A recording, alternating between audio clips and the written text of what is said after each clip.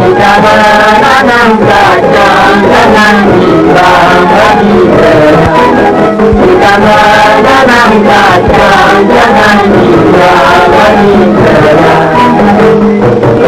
Kita berada.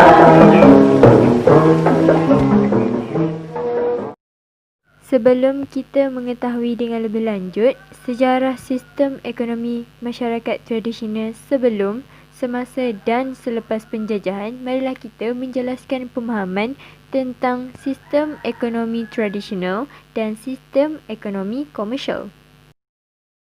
Sistem ekonomi tradisional.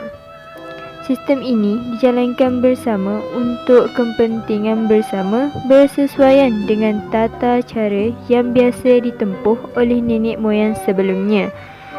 Dalam sistem ini, tugas pemerintah terbatas, yang bermaksud pemerintah hanya memberikan perlindungan dalam bentuk pertahanan dan menjaga ketertiban umum. Dengan kata lain, kegiatan ekonomi ialah masalah apa dan berapa, bagaimana dan untuk siapa barang diproduksi, semuanya diatur oleh masyarakat. Sistem ini berskala kecil kerana ia diusahakan secara kecil-kecilan. Dalam sistem ini, keperluan dipenuhi sendiri, yang bermaksud segala barang dan jasa yang diperlukan dipenuhi sendiri oleh masyarakat itu sendiri. Berikut ialah ciri-ciri ekonomi tradisional.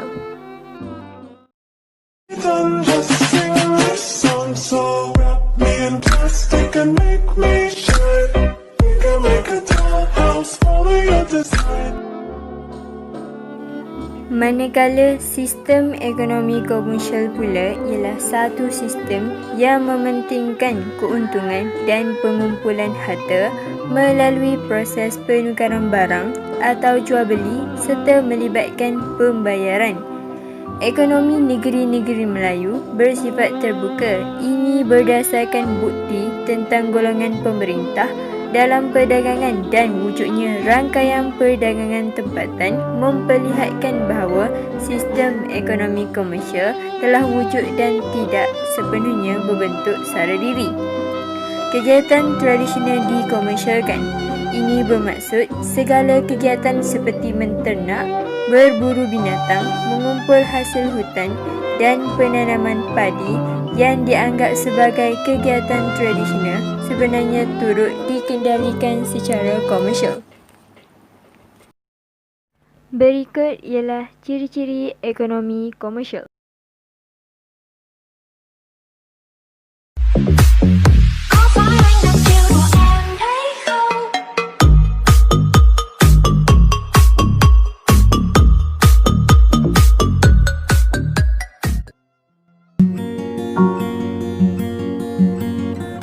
Sistem ekonomi masyarakat Melayu tradisional sebelum penjajahan.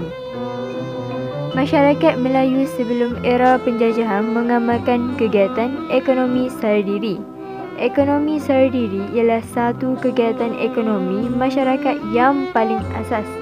Kegiatan ekonomi sara diri ialah satu kegiatan yang hanya cukup untuk menampung keperluan diri dan keluarga. Pada zaman Kesultanan Melayu Melaka, kegiatan perdagangan menjadi kegiatan terpenting masyarakat. Namun, pada masa ini, kehidupan masyarakat masih mundur dan tradisional.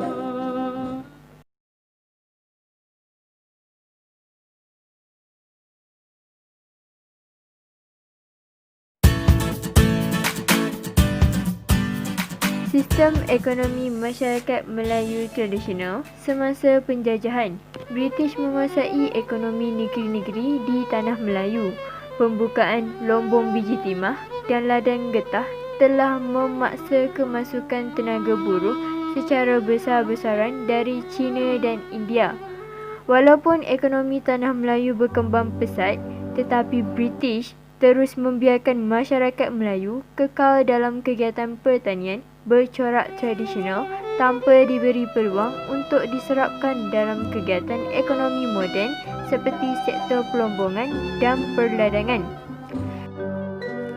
Dasar pecah dan perintah British telah membentuk kawasan penempatan yang berasingan antara ketiga-tiga kaum.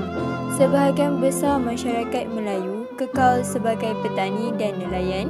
Masyarakat Cina tertumpu di kawasan bandar sebagai peniaga dan pelombong, manakala masyarakat India menetap di ladang atau estet getah sebagai penoreh.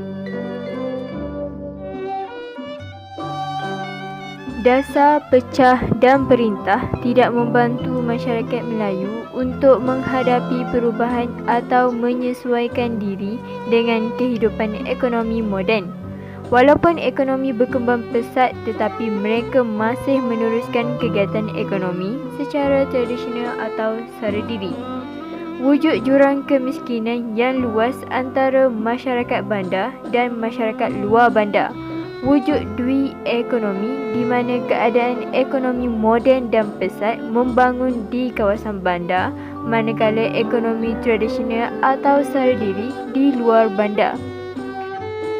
Kesan yang paling serius ialah wujud jurang ekonomi antara kaum Melayu dengan bukan Melayu. Pola perbezaan ekonomi mengikut kaum dan tempat ini menimbulkan masalah ekonomi yang tidak seimbang antara kaum Melayu dengan bukan Melayu selepas merdeka.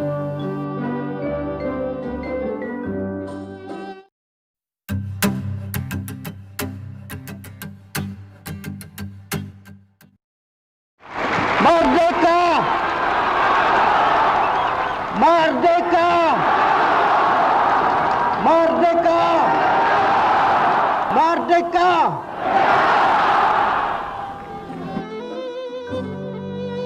Sistem ekonomi selepas penjajahan.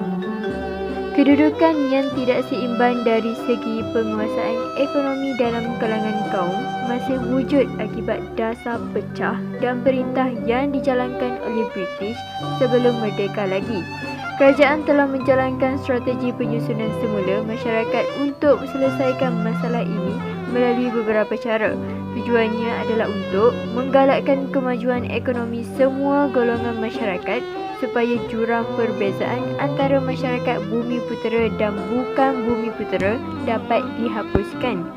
Kerajaan telah menjalankan pelbagai usaha dan strategi untuk memberi peluang kepada masyarakat Melayu dan Bumiputera agar bergiat aktif dalam sektor ekonomi.